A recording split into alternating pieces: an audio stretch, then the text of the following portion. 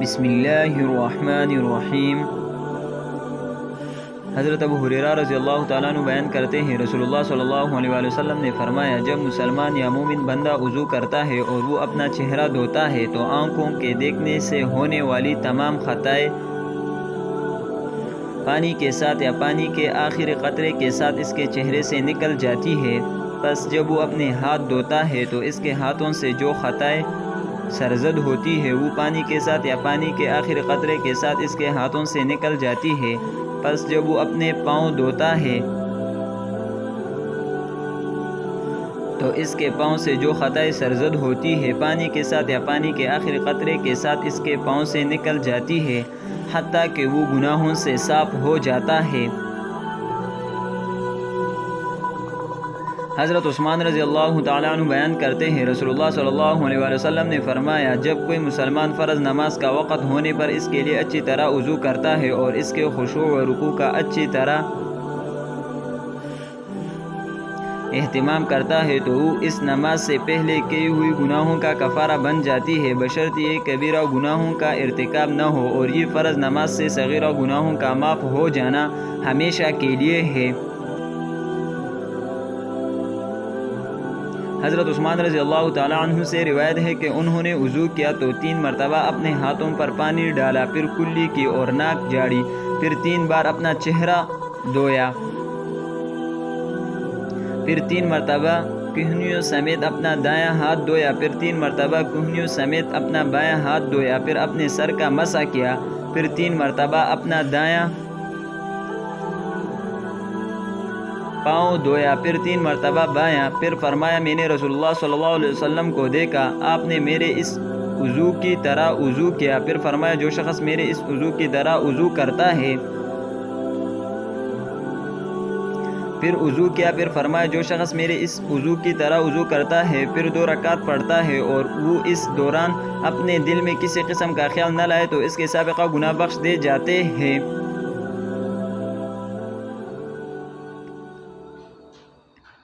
حضرت عبداللہ صنابحی رحمہ اللہ بیان کرتے ہیں، رسول اللہ صلی اللہ علیہ وسلم نے فرمایا، جب بندہ مومن وضو کرتا ہے اور کلی کرتا ہے تو خطائیں اس کے منہ سے نکل جاتی ہے، جب ناک جھاڑتا ہے تو خطائیں اس کی ناک سے نکل جاتی ہے، جب اپنا چہرہ دھوتا ہے تو خطائیں اس کے چہرے سے نکل جاتی ہے، حتیٰ کہ اس کے آنکھوں کی پلکوں کے نیچے سے بھی نکل جاتی ہے۔ چنانچہ جب وہ اپنے ہاتھ دھوتا ہے تو خطائیں اس کے ہاتھوں سے نکل جاتی ہے، حتیٰ کہ اس کے ہاتھوں کے ناخنوں کے نیچے سے نکل جاتی ہے۔ چنانچہ جب وہ اپنا سر کا مسح کرتا ہے تو خطائیں اس کے سر سے، حتیٰ کہ اس کے کانوں سے نکل جاتی ہے۔ جب وہ اپنے پاؤں دھوتا ہے تو خطائیں اس کے پاؤں، حتیٰ کہ پاؤں کے ناخنوں کے نیچے سے نکل جاتی ہے۔ پھر اس کا مسجد کی طرف چلنا اور اس کی نماز اس کے لیے زائد ہو جاتی ہے۔ حضرت ابو ہریرہ رضی اللہ تعالیٰ عنہ سے روایت ہے کہ رسول اللہ صلی اللہ علیہ وآلہ وسلم قبرستان تشریف لائے تو فرمایا، ان گھروں کے رہنے والے مومنوں، تم پر سلامتی ہو، اگر اللہ نے چاہا تو ہم بھی یقیناً تمہارے پاس پہنچنے والے ہیں۔ میری خواہش تھی کہ ہم اپنے بھائیوں کو دیکھتے۔ صحابہ نے عرض کیا، اللہ کے رسول،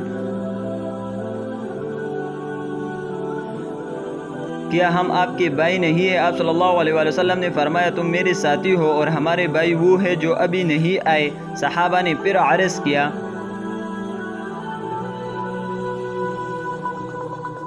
اللہ کے رسول، آپ اپنی امت کے ان افراد کو کیسے پہچانیں گے جو ابھی نہیں آئے اور وہ بعد میں آئیں گے؟ آپ صلی اللہ علیہ وآلہ وسلم نے فرمایا، مجھے بتاؤ، اگر کسی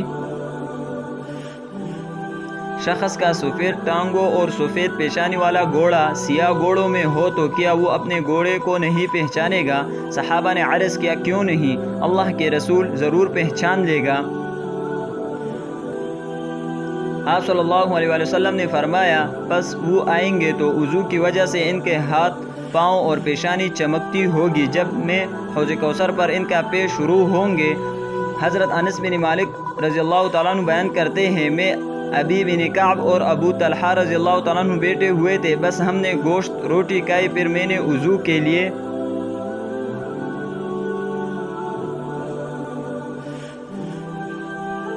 پانی منگوایا تو ان دونوں نے کہا تم وضو کیوں کرتے ہیں؟ میں نے کہا اس کھانے کی وجہ سے جو ہم نے کھایا ہے۔ تو انہوں نے کہا کیا تم پاکیزہ چیزوں سے وضو کرتے ہیں؟ یہ چیزیں کھا کر تو اس شخصیت یعنی نبی کریم صلی اللہ علیہ وسلم نے وضو نہیں کیا جو تم سے بہتر ہے۔